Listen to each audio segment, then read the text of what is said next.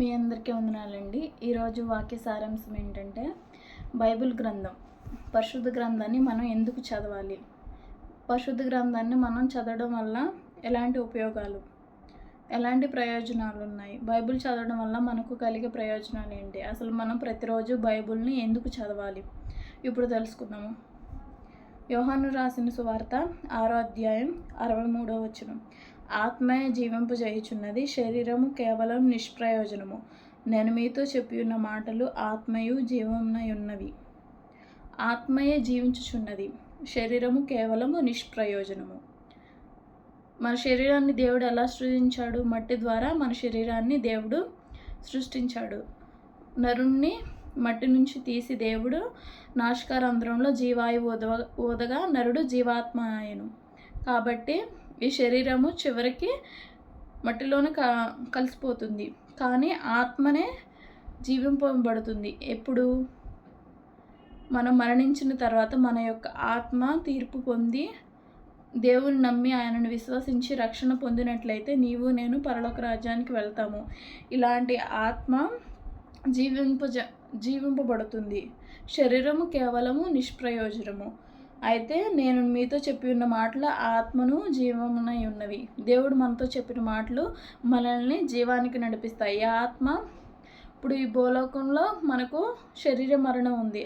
తర్వాత శరీర మరణం తర్వాత కూడా మనకు ఆత్మ మరణించాలా, దేవుని రాజ్యంలో నిత్యము యుగయుగాలు జీవించాలన్నది మనం ఈ లోకంలో జీవించినంత కాలము మన జీవితం మీద అది ఆధారపడి ఉంటుంది. మన పరలోకం వెళ్ళాలా, నరకానికి వెళ్ళాలా, నిత్య నరకాగ్నిలో మన ఆత్మ యుగయుగాలు కాలాల పరలోక రాజ్యంలో దేవునితో మనతో దేవుడు కలిసి సంతోషంగా ఉండాలి అనేది ఈ లోకంలోనే నిర్ణయించబడుతుంది. నీవు నేను ఎలాగ జీవిస్తున్నావో ప్రశ్న వేసుకోవాలి. అయితే ఈ బైబిల్ చదవడం వల్ల బైబిల్ మనకి బ్రతికిస్తుంది.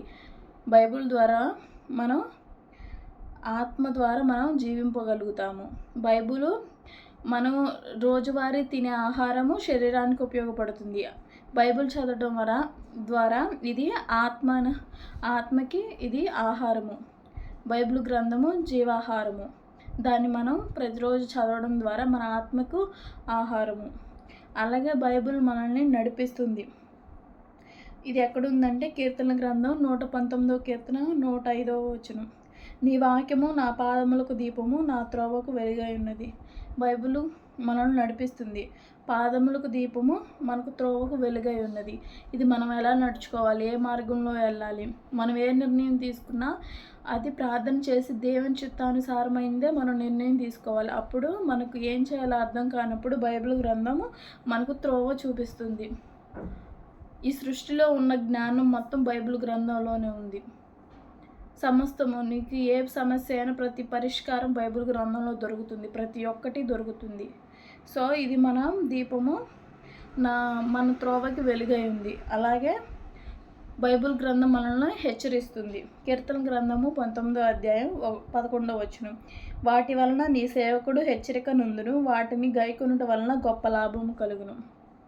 బైబిల్ గ్రంథం చదవడం వల్ల మనం హెచ్చరిక నొందుతాము. అలాగే వాటిని గైకొనటం వల్ల మనకి గొప్ప లాభం కలుగుతుందని కీర్తనగారుడు ఇక్కడ సెలవిస్తున్నాడు. అంటే మనం హెచ్చరింపబడతాం. మనం త్రోవ తప్పిపోతుంటే, దేవుడిని విడిచి మనం త్రోవ తప్పిపోతుంటే, అలాగే పాపంలో జీవిస్తూ ఉన్నట్లయితే బైబిల్ గ్రంథం మనకి హెచ్చరిస్తుంది. అలాగే వాటిని గైకొనటం వల్ల, వాటిని ఆచరించి దేవుని ఆజ్ఞలను అలాగే కట్టడాలను మనం అనుసరించిన ఎడల మనకి గొప్ప లాభం కలుగుతుందని కీర్తనగారుడు సెలవిస్తున్నాడు. సో నీవు నేను బైబిల్ ఎందుకు చదవాలి అంటే బైబిల్ మనం బ్రతికిస్తుంది. ఈ ఆత్మ మనం మరణించిన తర్వాత మన యొక్క ఆత్మ పరలోక రాజ్యానికి వెళ్ళాలంటే ఈ సత్య సువార్తను నమ్మాలి. ఇది మనకు జీవాహారము. మన శరీరానికి ఆహారము ఎలాగో అలా మన ఆత్మకు కూడా ఆహారము వాక్యము. అలాగే ఇది మనకు త్రోవ చూపిస్తుంది, మనల్ని నడిపిస్తుంది, మనకు వెలుగై ఉంది వాక్యము. అలాగే మనల్ని హెచ్చరిస్తుంది. మనం వాటిని గైకొనడం ద్వారా మనకి గొప్ప లాభం కలుగుతుంది. సో మనం ప్రతిరోజు ప్రతి ఉదయాన్నే ప్రతి పడుకునేటప్పుడు మన బైబిల్ గ్రంథం చదువుకొని దేవునికి ప్రార్థన చేసి పడుకోవాలి. ఈ చిన్న మాటలు దేవుడు మీ హృదయంలో ఫలింపజేయును గాక. ఆమేన్.